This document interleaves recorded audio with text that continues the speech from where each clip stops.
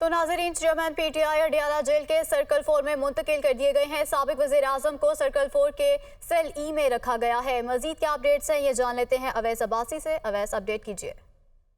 जी बिल्कुल, chairman PTI को circle 4 मुंतकिल किया गया। अडाला जेल के सर्कल 4 के सेल ई में रखा गया है। सर्कल 4 में मजबूरी तौर पर 5 सेल हैं, ए बी सी डी और ई।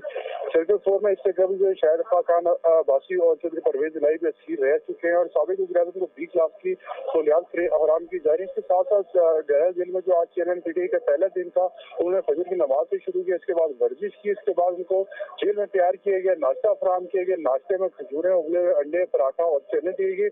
इसके साथ चेयरमैन पीटीआई को कमरे में कूलर, अखबार, मेज और एक खिदमतकार की सहूलत भी फराहम है। इसके साथ साथ तिब्बी मुआयने के बाद चेयरमैन पीटीआई को जो है 20 लाख की सहूलियात जो है वो फराहम की गई है। जेल जराये का ये कहने के इसके साथ साथ जब पीटीआई के चेयरमैन ने गुज़िश्ता रात जो है तिब्बी मुआयने के बाद जेल में तैयार किया हुआ खाना भी खाया।